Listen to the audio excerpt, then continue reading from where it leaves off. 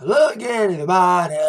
Zack Attack is here with my WWE Raw review for November 20th, 2017 from Houston, Texas once again. That's what I already said.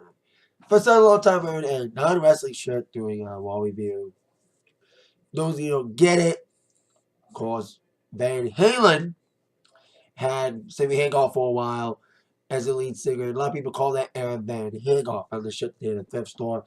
It's got all the names of the songs that Sammy performed, but basically the track listings from all the albums that Sammy was on 5150 or 812, and for lawful color knowledge, aka fuck, and bounce.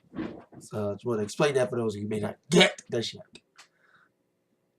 So, anyway, but that's not what we're talking about. We're not talking about Van Halen. We're talking about WWE Raw. Heading towards this Raw tonight, of course, Survivor Series Aftermath. Raw was the dominant brand by one match, but they were the dominant brand. Beating SmackDown so badly, some people may even call it the C Show, after the oldies destroyed them. Of course, a lot of people liked the main event booking, especially with all the new guys getting out early and having all the veterans get over. New era? What new era? Said that last time I review of SS. But with that, I thought this was a decent little Raw tonight. Because with Survivor Series over, it's back to each brand caring about each brand itself, not caring about the other. Back to interbrand business, especially Raw's business. We would have decent little action. We also would have a big return we thought would happen last week. But she didn't keep her mouth shut and her camera and her pussy shut. Had to make that joke. Sue me. I had to say that joke. But she did return tonight, and in my mind, if they would have that return the way it went last week, the crowd would have shat on it. Better crowd tonight in Houston, an international crowd reacted better to the comeback. Then we have a new champ crowd this evening. Get to that in a moment. At least some crowd cheered for it. But talk about that later on. So besides that, two great moments. The rest of the night was hit and miss. So let's begin with Stephanie opening up Raw again. Yay! Damn, the authority's back. Ugh.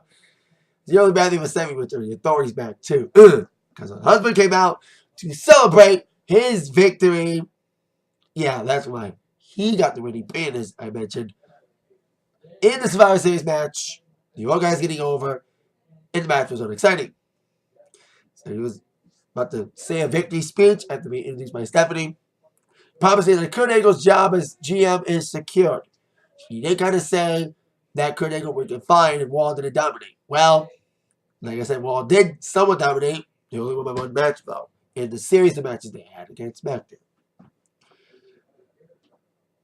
So Angle came out, trying to confront Triple H, saying that I'm not the GM Triple H that you're talking to. It's the Olympic gold medalist Kurt Angle. He was mad at Triple H. Better beat him last night, basically sacrificing Angle to get the victory for himself, and not having Roman or Braun Strowman get the winning pin. That would have been weird if Roman probably was. He probably would let Roman get the pin, and let him get the glory because it's Roman Reigns. But no, they wouldn't let Strowman get the pin. So we're probably getting a lot of attention about Angle and Triple H at Mania.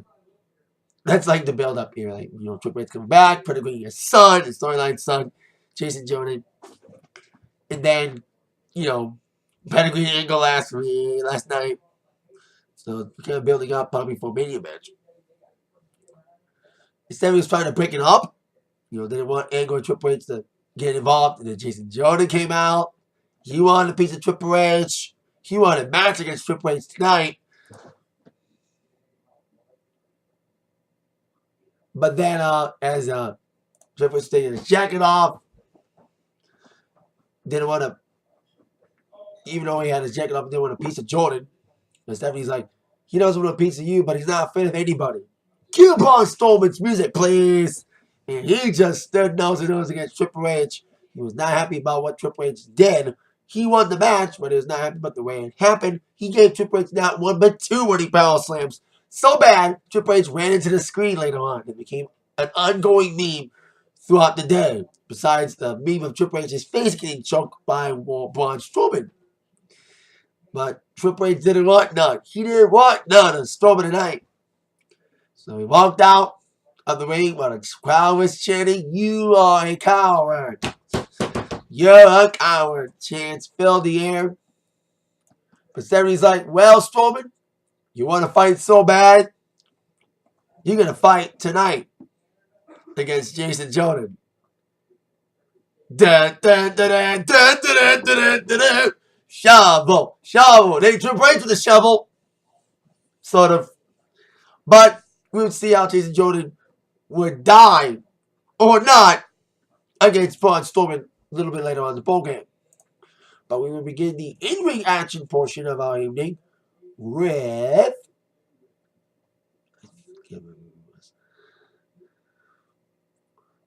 Finn Balor against Samoa Joe. Rematch from 2 weeks ago. These two had a good match, ended with a double countout, leading the angle, making them join Team Raw. They settled the differences temporarily last night. Teaming up, but they did have a little competition during the match. They didn't win the match, but their intentions are back on, leading towards the rematch tonight. I wish there was a stipulation to it, because there was a screwy finish last time. But there was a clear winner here in this one. Another good match between these guys. If you see them, not just 2 weeks ago, but of course, during a series of matches in NXT, these two can deliver a great match. Never fails. I hope it doesn't become too old like Sasha and Charlotte. That was a good thing, but too much of a good thing is a bad thing. It's not a good thing. It's a bad thing. Little DDP there.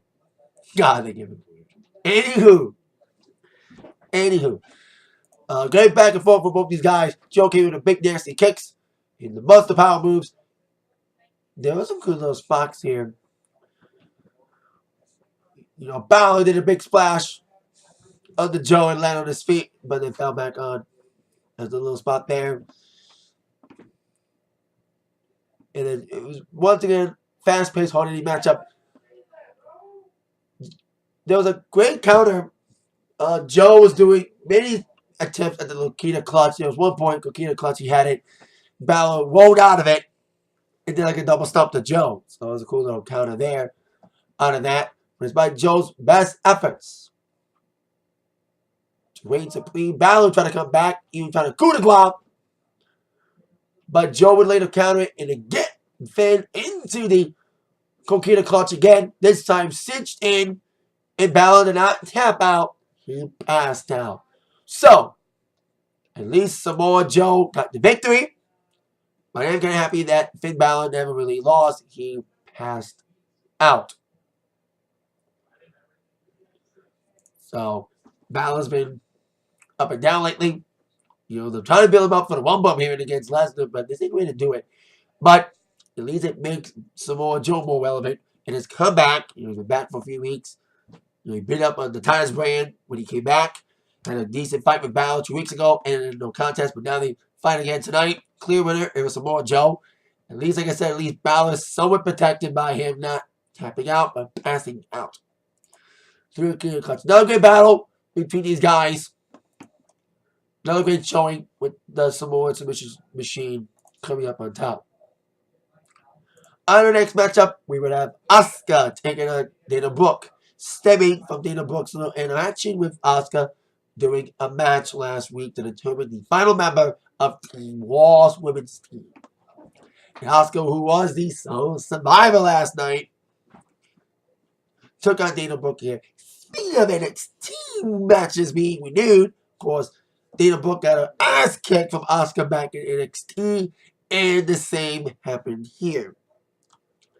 With Asuka looking dominant, there was no offense at all from Dana, or little at all. Unlike Emma, we got a lot more offense before she got released. Speaking of that, after seeing, of course, Dana Brooke getting her butt ripped, some nasty hip attacks from Asuka pins her, he gets a victory. I would not be surprised if in a few weeks we will wish they know well in her future endeavors. She had a rough patch in the main roster. She's not the most talented woman. She had great potential. She could have been the next Trish Stratus, because she's a muscle, fitness model, turned wrestler like Trish Stratus. But she has a rough spot, coming in with Emma, but then Emma getting hurt and being aligned with Charlotte did her more damage than good and making her irrelevant. She was supposed to have a little feud thing with Emma, then Emma got hurt again. So, Dana's had some hot spots. But she'll be released soon, I'm guessing. She's had a hard time. She get released soon or go back to NXT. Kind of like what her former opponent Emma did to reinvent herself yet again. So she's probably becoming irrelevant. Hey, but as we've seen, if they can make Alicia Fox look somewhat relevant, it ain't too late for the book. We'll see. And on to our next bit of business. Miz TV. Miz being accompanied by Mr. Raj with Bo Dallas in a regular neck braced Curtis Axel, not wearing a red one like he did last night to represent Team Wall. Of course, Miz was not too happy about losing to Baron Corbin. He did applaud him a little bit, saying, congrats, Baron Corbin, on the luckiest victory of your career. You got your little win, but now it's to go back to irrelevancy on SmackDown like you always have been. And so after that, he was moving forward with his guest this evening, who we thought was a single guest, Roman Reigns, who was being advertised. He kept calling woman's name, but instead of woman's music hitting, we should expect that he was not going to come out alone, especially with the Mr. Raj out alongside Miz. He would have the Shield in tow coming out to accompany Reigns for this Miz TV. And this was a fun one. Great crowd interactions here. Lisa crowd was chanting. A lot of people may not be happy about, people are happy about the Shield, but a lot of Cynic fans know the reason why, or may know the reason why the Shield's being reunited. The Shield's only reunited so they can get Roman over and make the fans like him again. They will not fucking buy it. Well, some will say that. But also maybe because of ratings going down. So, take a side, I think both are bad reasons why the Shield have reunited. So, as they were all running down, but even Roman had a decent promo here. Yeah, they proved they didn't miss a step last night as they finally got their reunion pay-per-view match against the New Day, one of the best matches of the night of Survivor Series. So as they proved out their unstoppability, Miz was like, hey, you have one person to thank for your reunion. Me. I was the one that egged you on to reunite. And there was crowds chanting thank you, Miz. Miz is awesome. And Miz was like, you owe me some residuals for those new Shield shirts. He had a little yes chant going on from the fans. Hey, we all had a wall day after a pay-per-view, especially a big full pay-per-view with a lot of international fans. So, there you go. And there was a little funny moment after the fans were chanting, Miz is awesome. Roman was laughing, saying that I've never heard that chant before. That was kind of a funny little exchange there. And Ambrose and Rollins like, well, Miz, we don't want a piece of you. We actually want our tag team titles back. They all own a rematch for the Raw tag team titles. Because Miz is bragging about how he's a champion and the Shield doesn't have a belt. Or any belts at all. So that's when Rollins and Ambrose, like I said, mentioned their intentions of getting back the Raw tag team titles. But Roman's like, wait a minute. What about me? What about the big dog? What about the other guy? Besides another Superman who's also faster than Rey Mysterio, more powerful than a Big Show, and able to bury careers in a single bout. What about me? What about Super Reigns? He wants Miz's title. So Miz is like, you want to get through me? Yeah, get through to Mr. Lodge. So with a still braced up Curtis Axel and Bo Dallas, who actually had a belief chance, Believe never dies. But I believe that he and Axel got their asses kicked by the Shield. Believe in the Shield. Had to. Fucking had to. The joke wrote itself. Anyway, after Axel was taken down, both downs got laid out with a triple power bomb.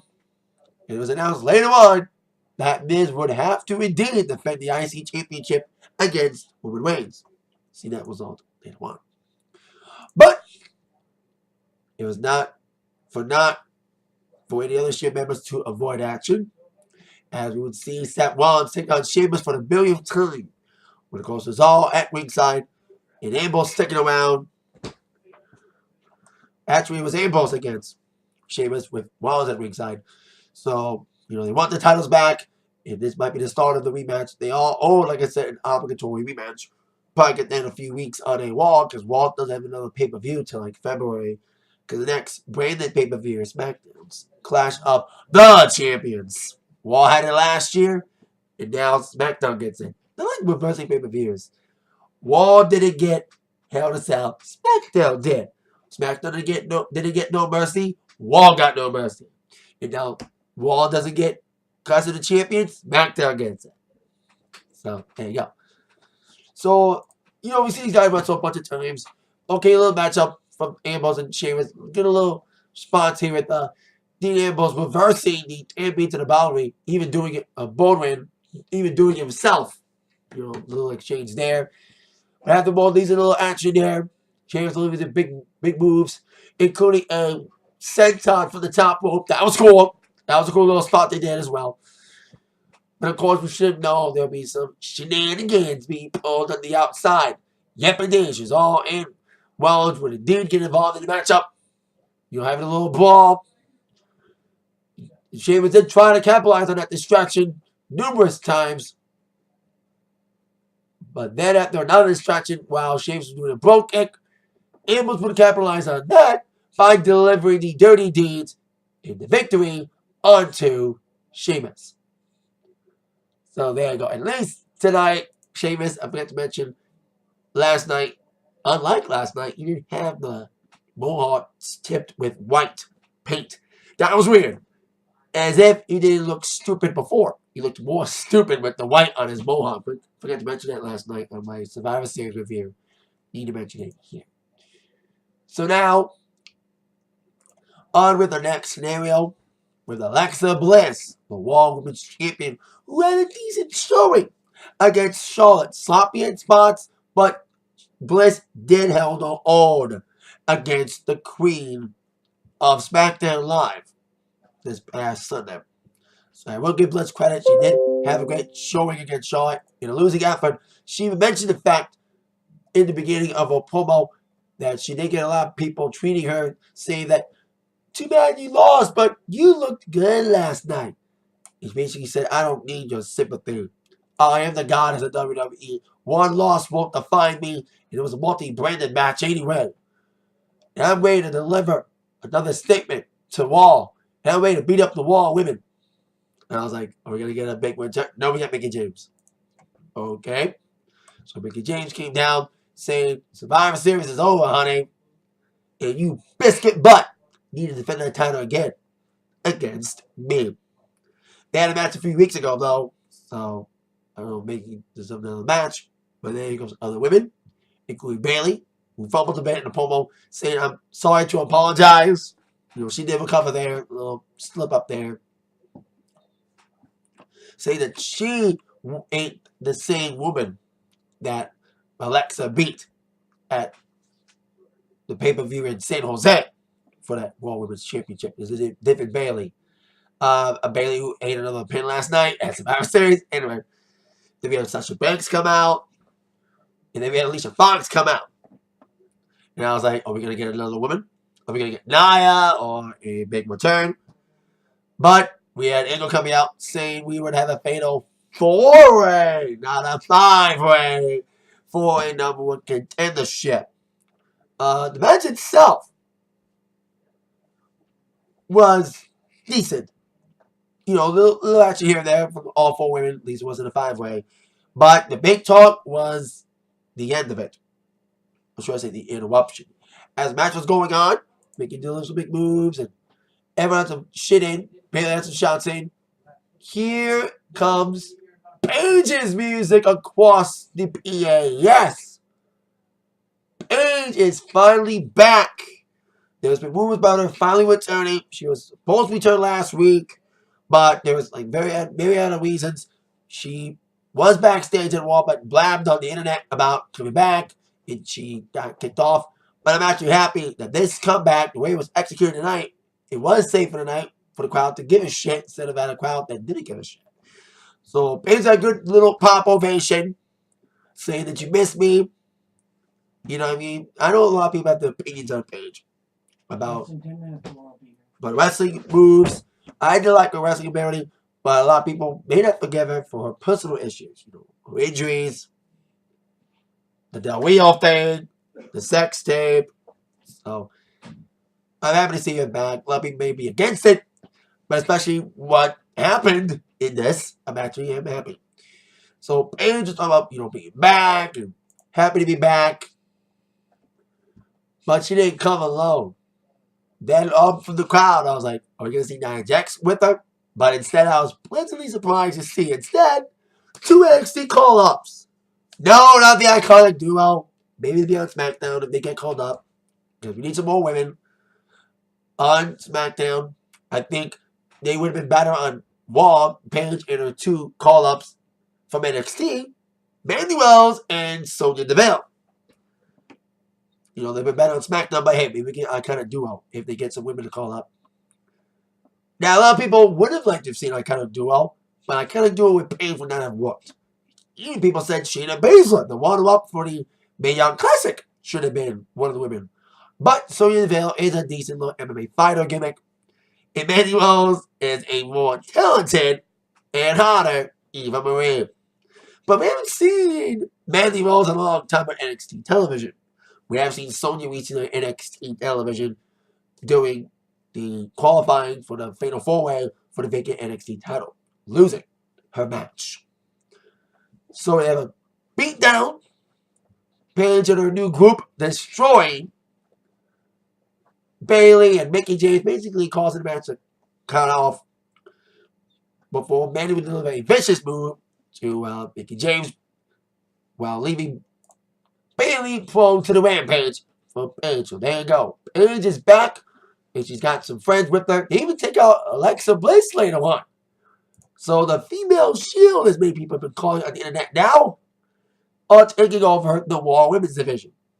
So I expect Paige to go up for the Raw Women's title soon. We thought Asuka would be, but now that's why a lot of people didn't want Paige back, as the atmosphere and the landscape has surely changed for women that some people truly credit for the women's revolution starting. You know, because she was at NXT when the women were being allowed to put on matches before the main roster was given a fucking chance to wrestle the matches that the women were in NXT. And I'm glad the crowd gave a shit. You know what I mean? Like I said, if they would have had this debut last week, you know, Paige and the women, no one would have given a shit. But we were an international crowd. At least people knew who they were. We got a little NXT chant, so at least some people knew who Paige's friends were. So if this wasn't last week's city, the crowd would not have reacted. Because we're an international fan base, better way to have Paige return with her friends, better reaction. So I'm actually happy whether or not they did save it purposely for Houston or because of reasons that were said on the internet. I'm happy this return was saved for tonight. So there you go. Now on to our next matchup here. We would have Braun Strowman taking on Jason Jordan. Wait a minute. Kane?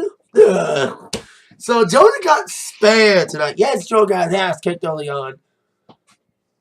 He did try to fight after Strowman missed a splash. But indeed, the inevitable was coming. And Strowman was going for a power slam, but then Jordan cut out of it. They ball on the outside for a bit.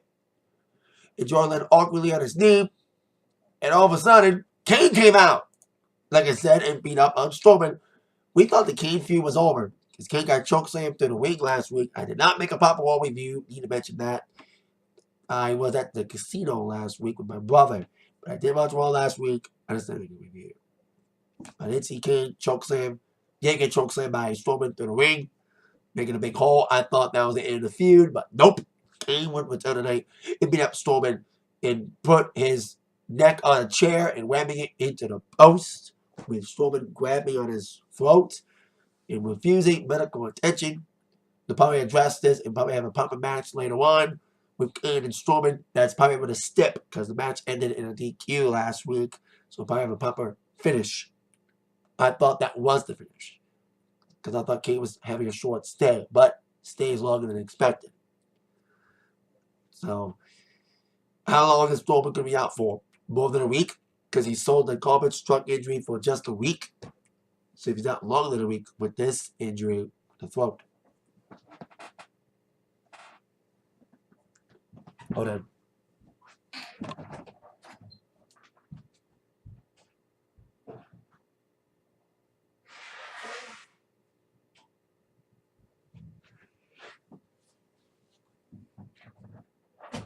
Back to my other videos that I'm coming from a little cold-like symptoms. I've been fighting it, so bear with me here.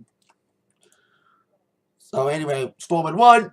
Jason Jordan got spared for now. But a leg injury. They have a heel turn coming, but they didn't pull it tonight. Then we will have a segment involving the Cruiserweight, the obligatory Cruiserweight segment of the evening with Enzo and the Soul Train. They hated him at one point. Now they like him. No reason. Yatek out the window. Anyway, Enzo was bragging about his victory over Kalisto last night. And I thought we may have Enzo's next challenger tonight. There was a little bit rumor of Tommy debuting, but hey, they already had Paige's return. They don't want to one-up it. They don't want to overshadow it, so there goes that with Paige's return. So as Kalisto and Zoltrain will celebrate and be thankful for everything. And Drew Gulak had a little chance to speak. Yeah, Gulak! My favorite part of Zol's thing is Drew Gulak's character. He's gotten so much better. When he had his better for a 205 Live gimmick debuting in the summertime. You know, it was kind of a confusing thing, but now he's more over now. So then we have the opposers to the Zol Train, which one? Kalisto's friend, alongside other friends, Mustafa Ali, Cedric Alexander, and Akira Tozawa. And then we had an obligatory little brawl. Michael Cole said you didn't see that coming. Oh, really, Cole, you douchebag? We saw that shit coming a mile away. And leading towards an 8-man tag, player. Teddy Long up in his bitch. Yeah. So, you know, a little obligatory 8-man cruiserweight tag with no purpose at all. These guys need direction. You know what I mean? Cruiserweight guys are great, but they have no creative direction. That's why nobody gives a fuck when they wrestle. No one is giving a fuck. You know, creative doesn't give anyone of the cruiserweight division any reason for anyone to cheer because they don't give them anything to do creatively, especially when they work into their own show. You know, it's been over a year since 205 Live debuted, Cruiserweight arrived to the main roster. It's been hit and miss. Mostly miss. I know Enzo's kind of bringing up the numbers, but there you go. You know, typical little tag. The faces got probably with the heels, and the faces ended up winning with Mustafa Ali getting the pin at the Cedric Alexander did some damage with the lumbar check underneath. And the dog got hit with the 054 from Ali. All these guys are great workers. But they're not given sufficient material to make people give a fuck about the Cruiserweight division. If this continues, Cruiserweights will also be featured in that as well.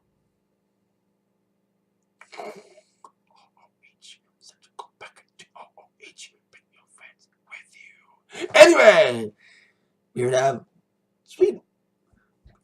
a contrast here. We have people who aren't over because they're not giving anything creative to get over, to a guy who is over. It just has to sing and play a guitar to get hit. Referring to Elias. Singing about Wall's victory and his own victory in the pre-show match against Matt Hardy. We thought one and done. But it might be the start of something with a feud Hopefully broke it. Damn it! Pull that fucking trigger. Get the lawsuit and legal bullshit settled, man. But the damage, man, been done to finally put a trigger on Hardy. All his momentum is lost. His brother Nero is lost to injuries. So the timing to pull the trigger on the broken gimmick has come and passed. Also, we think, but we'll see. Matt beat up on Elias, interrupting his song, and almost attempted a twist of fate before Elias rolled out of it. So apparently, these two have a little feud going on. I also need to mention Alexa got beat down. Is Alexa a face now? Because she got beat up by Paige's new team. What are they gonna call him? You know, the last time they named something after something inappropriate, of course, it was the first name for Paige and Charlotte and Becky doing the first attempt at the women's evolution. Here's women. Kind of what to do with the cruiserweights. Here's cruiserweights. We don't know what to do with them, but here's cruiserweights. At least they put the women in better scenarios after they first came up from NXT. They were called a submission sorority at first, and they took it down because of it was a porn site. I wonder if they're actually going to call Paige's new group PMS. You know, Paige, Mandy, Sonya. Makes sense. But those initials means menstrual thing, you know. But in a non-PC and non-PG world, there was a group named PMS in the Attitude Era. Pretty Mean Sisters. Jacqueline, Ivory, and Terry. Were they actually called Paige's group PMS? It's there, but it's a different alignment now than it was during the Attitude Era. So we'll see if they actually do it or give it another name. Like Paige's Army or something. Or what they might be called, Paige's House Pets. Because this is her house. And these are her pets. Anyway. I'm on fire tonight. Boom! Undramatic event for the Intercontinental Championship. Miz and Roman Reigns. We would have these two wrestle, I think they wrestled a few months back for the IC Championship, and we had a screwy ending. Kind of almost did. Anywho, these little showing here for both guys, he Miz, trying to make Reigns look strong. That's the goal here, make Reigns look strong. And he kind of did. A little bit. You know, taking all the bumps from Reigns for a moment and nearly going. You get a drive-by. Well, definitely a drive-by. But then Miz will come back with his big moves, the DDTs, the Vincent splash in the corner, trying to take down the big dog. And these little showing. These a little bit of that here. But they went to come back with his big Samoan drops. And he attempted many times a Superman punch, but failed, but finally nailed it in midair as Miz was going for a big splash off the top rope, or at least something off the top. He got nailed with a Superman punch in midair. That was a cool little spot, though. So then after that, we would see the signal for the spear. And I was like, we're going to see interference here from the Mr. Watch. But they were taken out earlier. So instead of seeing Mr. Watch interference, we saw the ball interfere. Sheamus and Cesaro came out, distract Reigns for a bit. And Miz would try to capitalize it by delivering a skull-crushing finale. But Reigns would kick out, and his Shield buddies, Wild and Ambrose would come out to make the save, taking out the ball. And with that, Miz looked on. He got distracted. Reigns would capitalize by, yes, delivering a spear. And 1, 2,